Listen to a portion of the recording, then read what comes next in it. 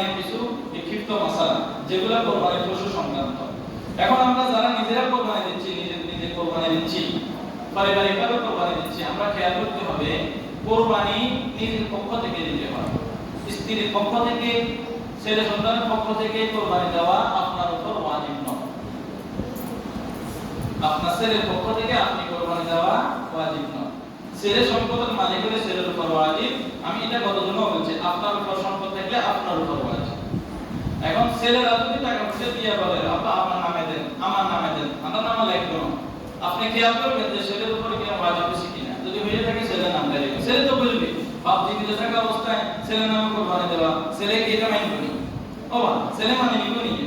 কিন্তু আপনি তো বাবা, আপনার মাসালা বুঝেন, আমার উপর ওয়াজিব নয়, আমি সম্পদের মালিক না, ছেলের উপর ওয়াজিব, ছেলের নামে কোরবানি বাস, ছেলের ওয়াজিবটা আদায় হয়ে গেল। কিন্তু আপনি দায়িত্ব দিছি চিন্তা করিও না, এত কথা করছে দিছি তো এটা দেশে কোরবানি দিবেন আছে দিছি, বুঝেন না কথা। আর আপনার উপর ওয়াজিব হলে আপনি দিতেই হবে। নাবালিগ সন্তান যদি কারো থাকে, সম্পদের মালিক আপনি, ওই নাবালিগ ছেলের সম্পদ থেকে কোরবানি দেওয়ার সুযোগ নেই। আপনি যদি নিজে দিতে চান দিবেন, এটা নফল হিসেবে হবে, তার সম্পদ থেকে কোরবানি দেওয়ার কোনো সুযোগ নেই। এবারে এখন তারপর আমরা সামনে মাসালা দিকে যাই। কোন ব্যক্তি কোরবানি দিতে গেছে জন্তু, এমন জন্তু দিয়ে সে কোরবানি দিচ্ছে যে জন্তুর জন্ম থেকে শিং নেই। আপনি একটা জবাই করার জন্য নিছেন দৃষ্টপুষ্ট থেকে, কিন্তু দেখতেছেন এই জানোয়ারটা জন্ম থেকে তার শিং নেই, বা শিং ছিল কিন্তু ভেঙে গেছে, কিন্তু সমূলে নয়, এমন জানোয়ার কোরবানি জায়েজ হবে। একটা ছিল জন্ম থেকে নেই, আরেকটা ছিল কি ছিল কিন্তু ভেঙে গেছে। জন্ম থেকে শিং নেই, শিং ছিল কিন্তু ভাঙে গেছে, কোরবানি জায়েজ আছে। একবার ভাঙছে কি একবার গোড়া মস্কি উঠে নেই, আর যদি গোড়া মস্কি উঠে যায় তাহলে কি নেই, ওই জানোয়ার দিয়ে কোরবানি দেওয়া জায়েজ নেই। এবার আসে দুই, জানোয়ারের শিং যদি একেবারে মূল থেকে উঠে যায় তবে তা দিয়ে কোরবানি করা জায়েজ হবে না। একবারে গোড়া থেকে এটা উঠে যায় তাহলে ওই কোরবানি, ওই পশু দিয়ে কোরবানি করা জায়েজ হবে না। এরপর আরেকটা মাসালা আসে, অঙ্গ এবং কানা জানোয়ার দিয়ে কোরবানি করা জায়েজ হবে না।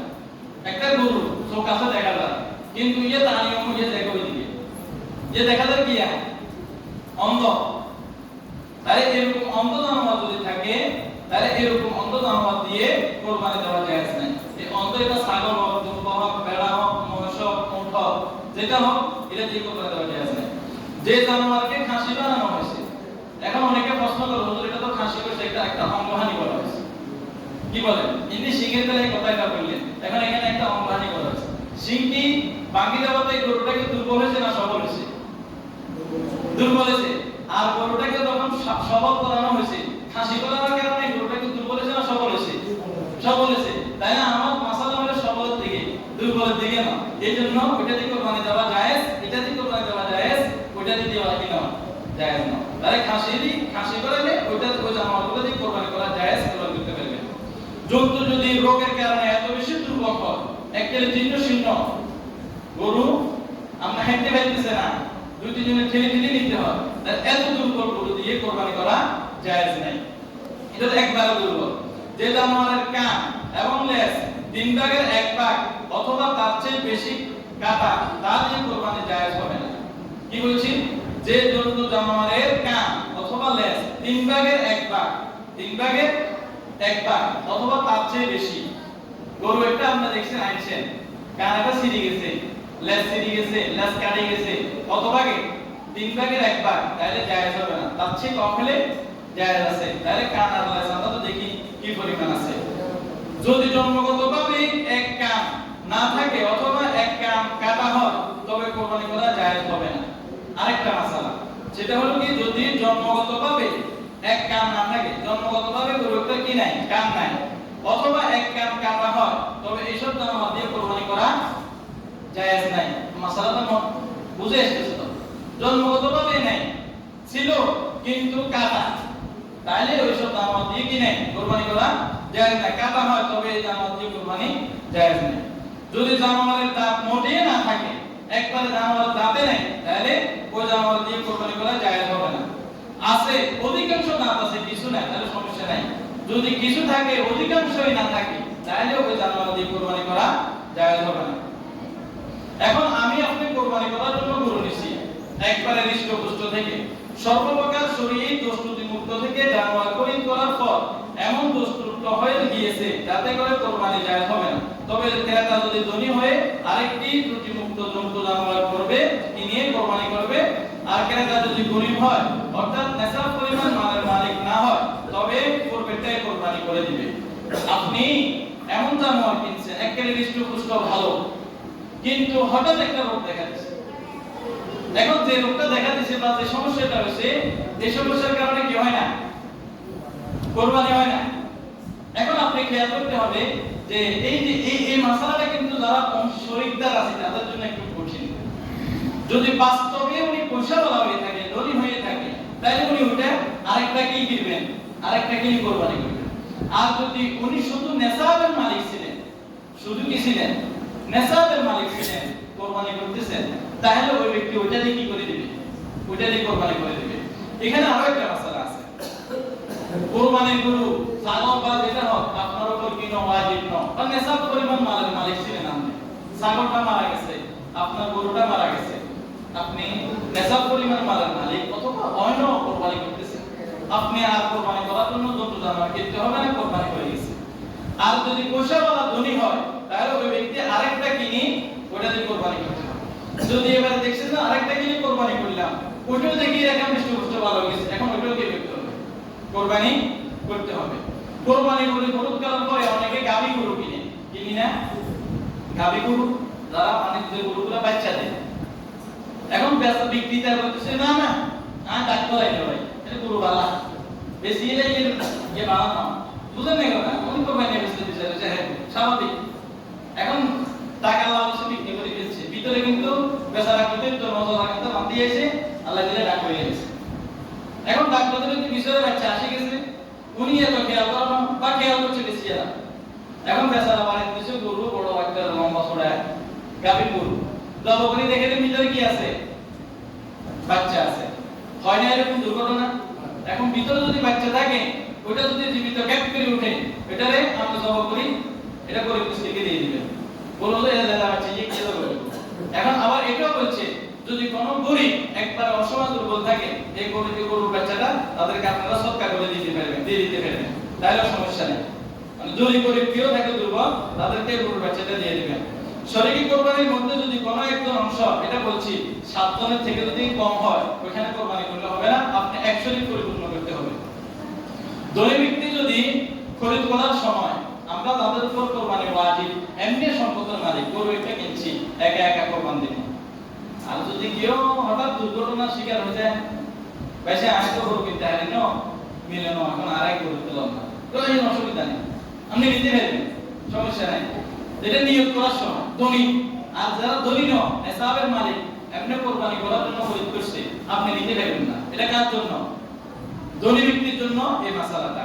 আরেকটা মাসালা, যদি নিজের খুশিতে কোনো মৃতকে সওয়াব পৌঁছানোর জন্য আমরা 6 শরীকে কুরবানি দিছি, 1 শরীক রয়ে গেছে, সবাই মিলে চিন্তা করলাম এটা আমাদের রাসূল সাল্লাল্লাহু আলাইহি ওয়াসাল্লামের জন্য এই অংশে সবার পক্ষ থেকে একটা ভাগ থাকলো, এই ভাগটা রাসূলের জন্য সওয়াবের জন্য আর কি, বস্তুত আমরা 6 ভাগ করি, সমস্যা নাই, করতে পারবে। কুরবানি জানোয়ারের ক্রয় করার পর যদি তার বাচ্চা পয়দা হয়, তাহলে তবে ওই বাচ্চা কুরবানি করে গরিব মিসকিনকে দিয়ে দিবে, নিজে খাবে না, জবে না করে গরিবকে দিয়ে দেওয়া যায়। এটা হলো কুরবানি করার পরে গরু দিয়ে গেছে, মানে কুরবানি গরু কিনছি, এটা কি হয়ে গেছে, বাচ্চা দিয়ে দিয়েছে, এটা কি করে দিয়েছে, বাচ্চা দিয়ে দিয়েছে। এখন এই বাচ্চাটা আপনি যদি গরিব মিসকিন থাকে তাদেরকে দিয়ে দিবেন, আগে ওই মাসালার মতো। আরেকটা মাসালা হলো কুরবানির গোশত নিজে খেতে পারবে, গরিব মিসকিনে যে সবাই খেতে পারবে।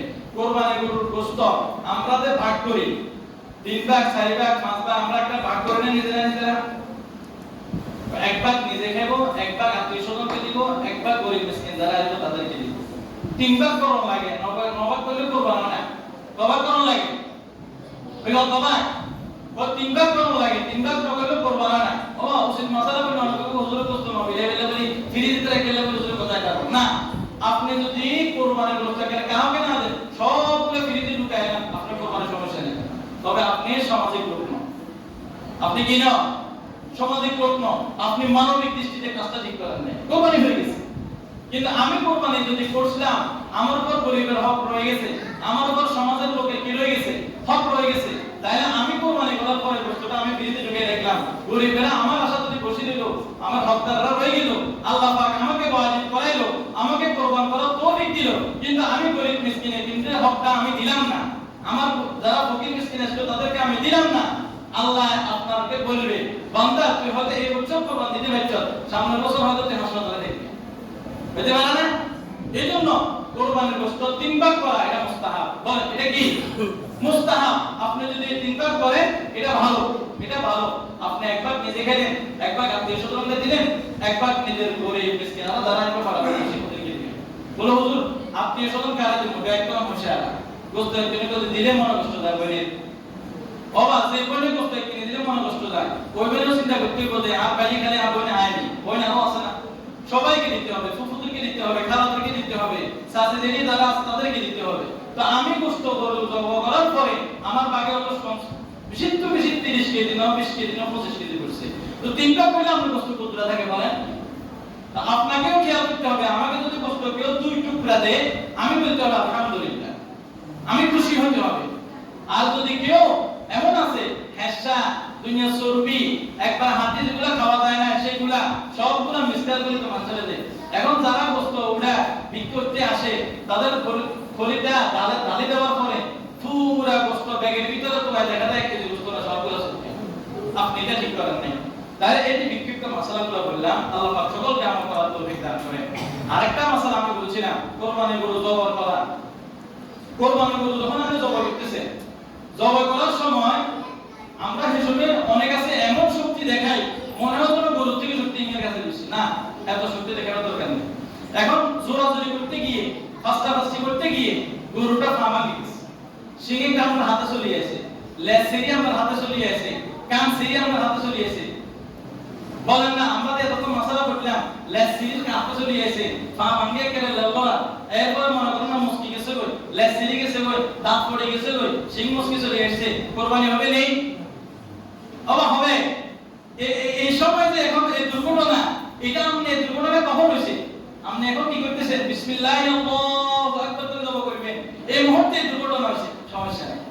তবে আপনি প্রাণীকে কি দিবেন? কষ্ট দিবেন। এইজন্য খুব আস্তে আস্তে ধীরস্থিরভাবে করা, যাতে প্রাণীর কষ্ট না হয়। আর পর্দাগুলা সুন্দর মতে রাখা, ভিতরে ফুটে রাখা, দুর্গন্ধ যাতে না হয়, সমাজ যাতে নষ্ট না হয়, সমাজ যাতে দুর্গন্ধ না হয়, ভিতর বিরোধে কথা বলতে না পারে। কোরবানি করার কারণে পরিবেশ দূষণ হয়েছে, মাটি দূষণ হয়েছে, বায়ু দূষণ হয়েছে, এই পরিবেশ দূষণের কারণে এই সমস্যা সবগুলো হয়েছে মুসলমানদের কারণে। মুসলমানরা এটা ঠিক করে না, এরকম কথা বলতে না পারে। আর নিজের গরু নিজে জবাই করা উত্তম, নিজের গরু নিজে জবাই করা উত্তম। যদি নিজে না পারেন কারো সহযোগিতা নেবেন। আর কোরবানির সময় প্রত্যেকে একে অপরকে সহযোগিতা করার চেষ্টা করব।